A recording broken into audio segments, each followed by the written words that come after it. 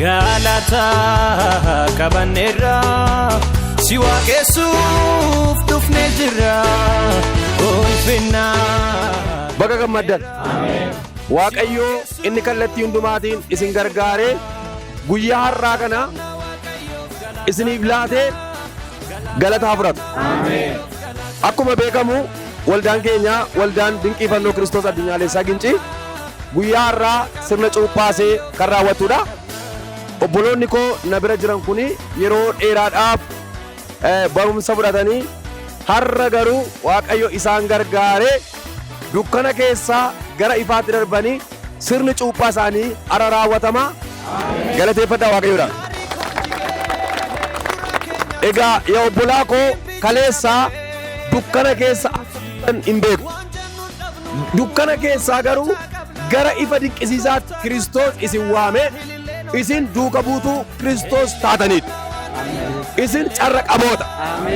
Waaqayyotu carraa isin ilaala. Mee isa kanaaf gooftaa galateeffadhaa. Sagaleen Waaqayyoo gara biyya lafaa hundumaa dhaqaa. Uumama hundumaatti maal lallabaa? Wangeela maal godhaa? Lallabaa. Namni amaneef namni cuuphame hin fayya. Namni hin amanne garuu itti faradama kan jedhu wangeela Maarqoos boqonnaa 16 lakkoofsa 16 irraa kaasee nan dubbisa. Akkana jedha. Namni amaneef namni cuuphame hin fayya. Namni hin amanne garuu itti faradama. Ameen.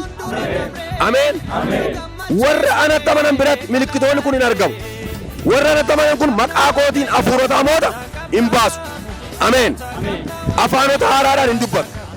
Bofa yoo qaban isaan hin miidhu. Harka isaanis warra dhukkubsataa irra hin kaa'u. Isaanis hin fayyu isaanii jedhe. Ameen. Ameen. Yeroon akkas jedhu dhaxxanii bofa lagaa qabdu jechuu miti. Guyyoota har'aa booddee isinii isa jiraataatu isin keessa jira. Ameen jedha. Isa kamtu isin keessa jira? Isa jiraataa.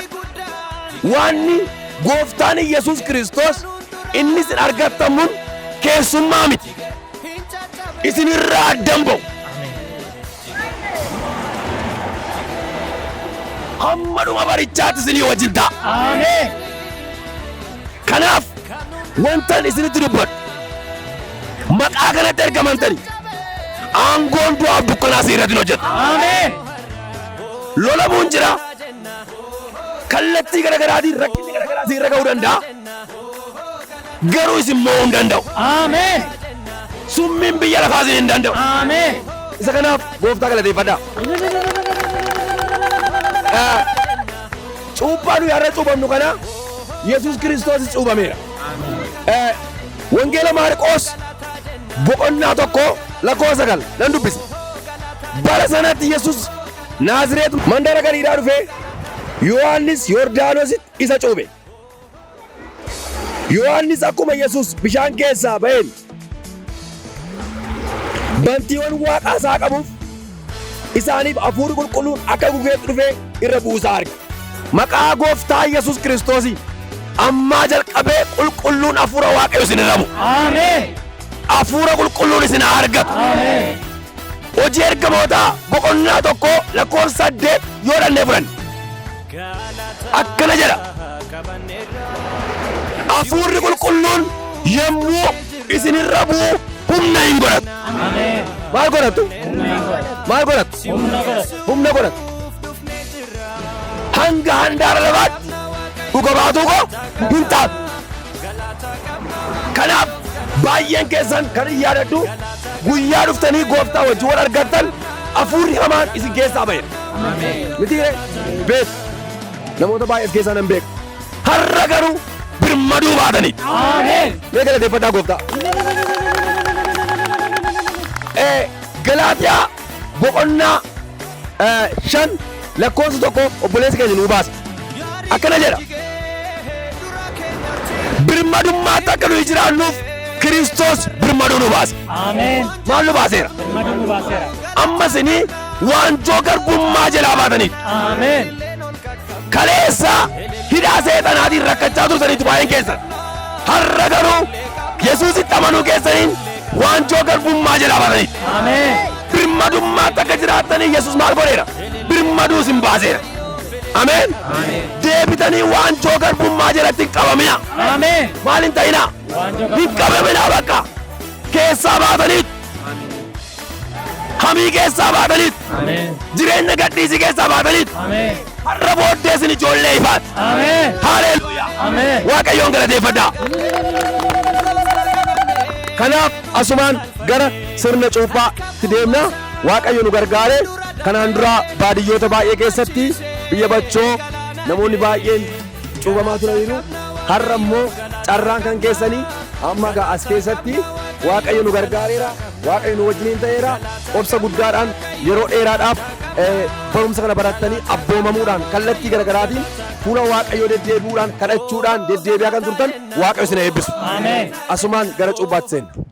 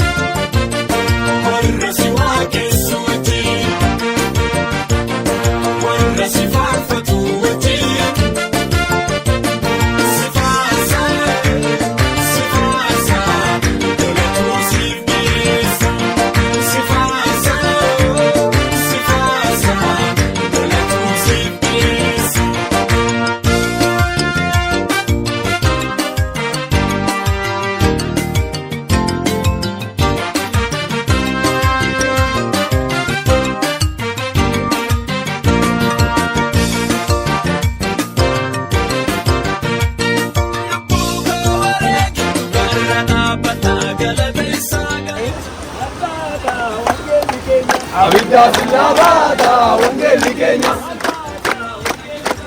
abidda billaabada wangeelli keenya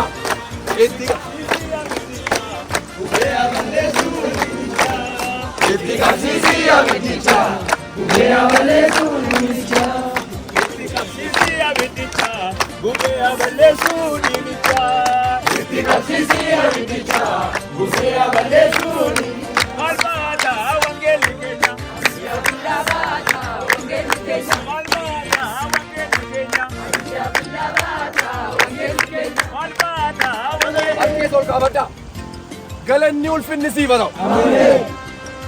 Har'aa jalqabee qulqulluun hafuura Waaqayyoo isin irraa fudhame. Ameen. Amma hafuurri qulqulluun isin irraa bu'u. Ameen. Ameen. Ameen. Ameen. Ameen. Ameen. Galanni ulfinni siif haa ta'u. Ameen. Ganamaa jalqabdee nu gargaartee ta'a ulfaatu. Ameen. Asii yeroo baanu nu faana ta'i. Ameen. Ibiddaan nu geggeessi. Ameen. Maatii yeroon galataa amma. Amma yeroon galataa amma. Amma yeroon galataa amma. Amma yeroon galataa amma.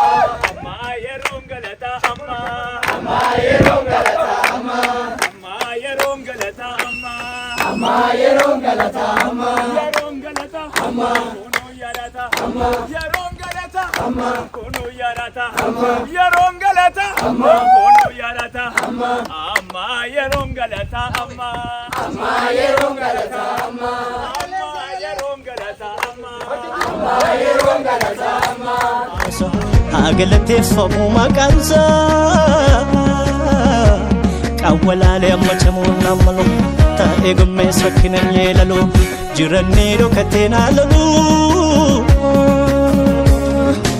abiddi galataa laphee korraa ulataa jaalladhee waaqessaa malee waan naaf godhee qofaan miti irroo kolaaleen koobadhu isa madaaluu argamuuni borbiyyi lafaa hin darbiti burqaan eebbautuu natti geeyyu lakkii bakka sa'anaan bu'u qabeenya addunyaa guutummaan hamma Yesuusiin naan ga'u makka Yesuusiin naan ta'u mijatees yoo mijachuu baatee ani hin qabbaane Yesuus asaasaaf bobeessu goomaraan ittiin isa faarsu qilleensi kolaalee danda'ee nu kaamsu himuunnisu gonkumaa Yesuus koo gooftaadhuma himuunnisu gonkumaa Yesuus koo gooftaadhuma himuunnisu gonkumaa Yesuus koo gooftaadhuma himuunnisu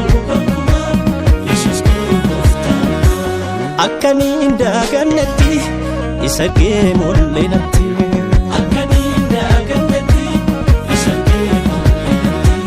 bakka ni indaa gannetti isargee